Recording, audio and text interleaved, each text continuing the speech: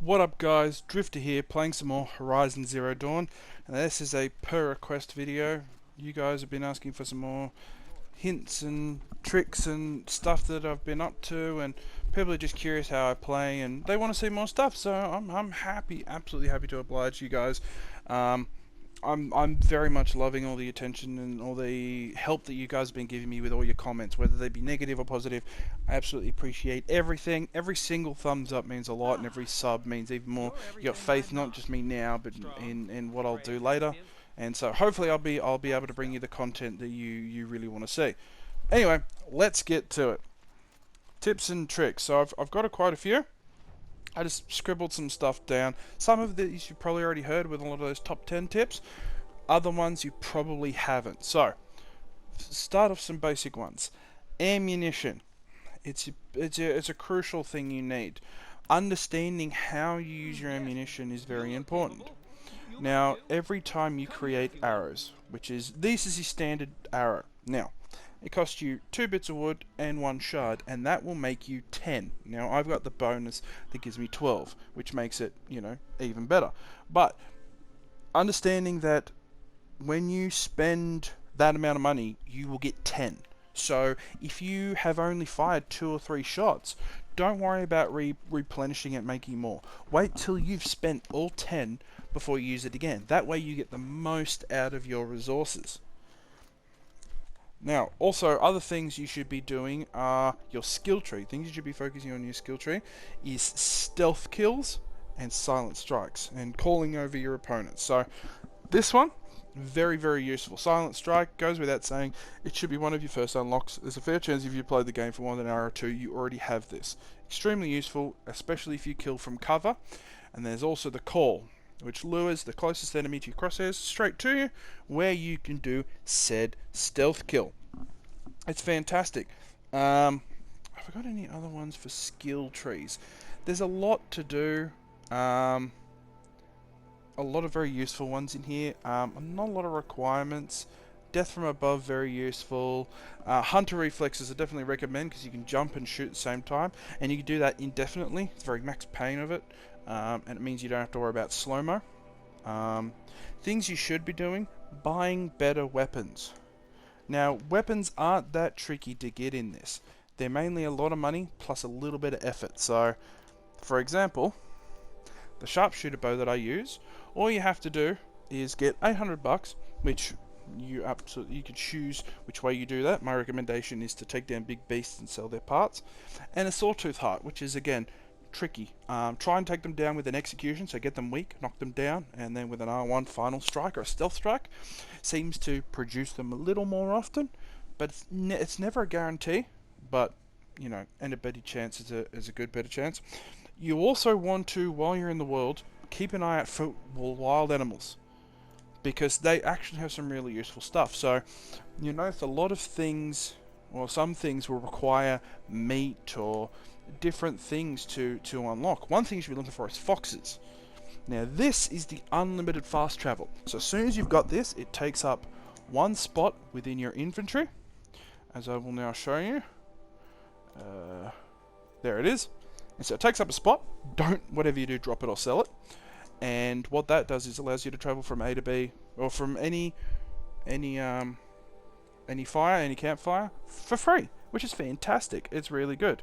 It will take a fox skin, which I found killing them in hand to hand. So with your spear, seems to produce it more often, but it's a little rare. As soon as you get it, hold on to it. 10 fatty meats, which you get from pretty much every animal, but it's more likely in larger sounds like boars and turkeys and stuff like that, and 50 metal shards, which is a pretty easy. Try and knock that off as quick as you can, because you can get that as soon as you see your first vendor. So definitely that sort of thing. Also, save money. Don't buy traps and potions. Make them yourself. Okay, so they're not that tricky to make, provided if you do a little bit of work and you go exploring. Making health potions, pretty easy. 2 rich meat, 3 fatty meat. So just killing animals. If you're already going out there and killing animals to get skins and different sort of stuff, just hang on to it and look at all that sort of stuff. Also, health boost potion. Definitely recommend that before a fight or during a fight. It's like a health potion, but it over boosts you by 150 health, which is really, really useful. Another thing is make sure you modify your weapons. Now, each of them come with a certain amount of slots. The better the weapon, the more slots, anywhere from 1 to 3. Add them as soon as you can, even if they're crappy mods, as long as they have something to do with it. So, for example, this one's elemental, and I've added 3 elemental abilities to it to make it even better. So, what did I add? Not this one, that one. So, I've added increase freeze, increase shock, increase corruption. And that way, that gun's going to handle a lot better. Doesn't matter if they're not very good, you can always replace them with better ones later. Another thing too is increase your satchel. Now, a satchel is essentially, your capacity, and the way you make that, I am now officially lost, it's under crafting, of course, is here. So carrying capacity, and you got weapon satchel, outfit satchel, all that sort of thing. So I can increase my weapons, I can increase my outfit, all that sort of thing. So they'll have different requirements. The first upgrade is normally very easy, and then as it goes on it's more difficult, but it's mainly a part animal, wood or something like that, and then shards, which is a fairly common upgrade. I think it's pretty much upgrade for everything, but definitely do that. Also, things you should be doing is taking your time. Spend ages exploring the world. Do side missions, because as soon as a story mission is activated, it's at a set level. In fact, all missions are at set levels. So there's no harm in you starting missions, killing enemies, just having fun, coming back and being level 30 and beating the crap out of it. It's up to you. And that's a good way of making a game a little bit easier. You put a game on a harder difficulty, but if you're a higher level, you got more health, you have better weapons, all that sort of things, and it just makes it that little bit easier. Also, and this is a very common one that people seem to overmiss, vendors give out free shit. They seriously do. Free boxes. Every single vendor will give you 1 free box. Now, unfortunately, it doesn't replenish, but the amount of vendors that are in this world, there's a whole heap of stuff. So what you should do is make sure... Okay, well, I don't want to talk, I just want to trade. That's nice. So what you will get... Oh, this guy's a terrible example because he doesn't have any free shit, does he? He's specialised. With a star over the head, they're specialised. But I'll go to him. He won't have it because I've already nicked it off him. But special items, treasure boxes, free sample box. They'll always have 1. Before you sell anything, before you do anything, grab that. Then go into your inventory, go treasure boxes, and open it. It'll have resources. It could have something useful you can actually sell back to him. So... you might as well get free stuff of it. Other thing is the tall necks. The tall necks are essentially the eagle high points of Assassin's Creed. So these sorts of things, you simply have to climb to the top of them. Now the trick is you can't get it from ground level, so you'll have to find a vantage point. But as soon as Aloy gets to the right point, she'll go, oh, I should be able to get to the tall neck from here. And as soon as it walks past, jump on, get to the top, reveals the whole area, and after you do that, it sends out a shockwave that'll stun any enemies nearby. So make sure, in case you fall on top of someone, that you can get away. Cauldrons. Very, very useful.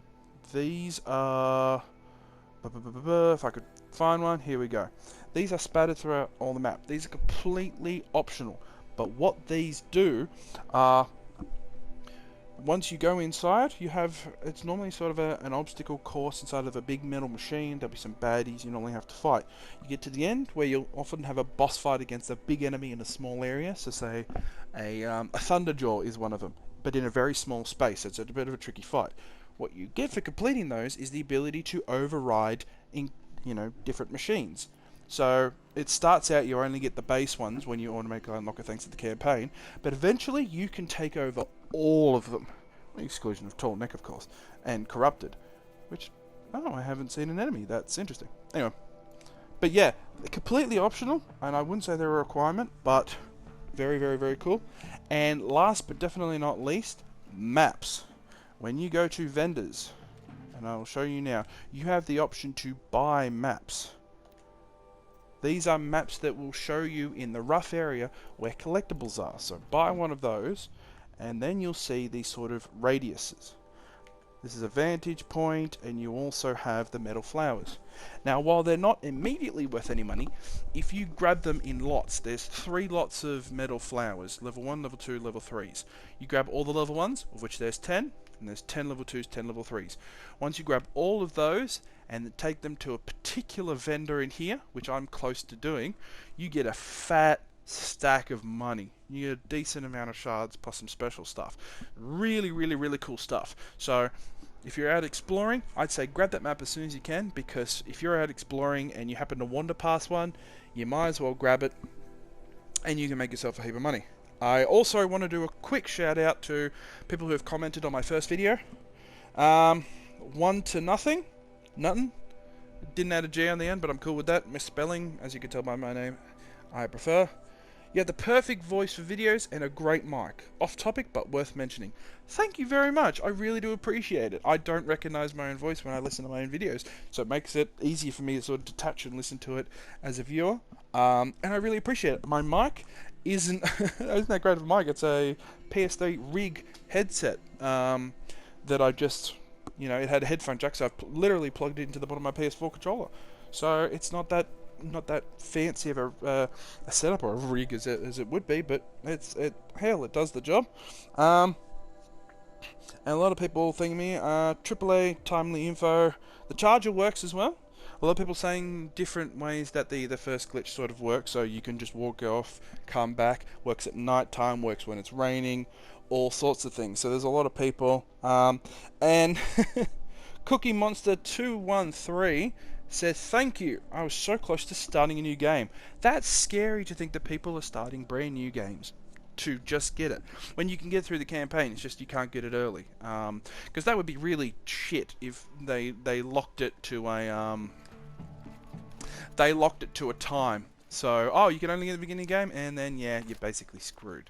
But you can't get till basically the end of the game anyway, because it's way too overpowered. I wish I could jump off there. Test the fall damage.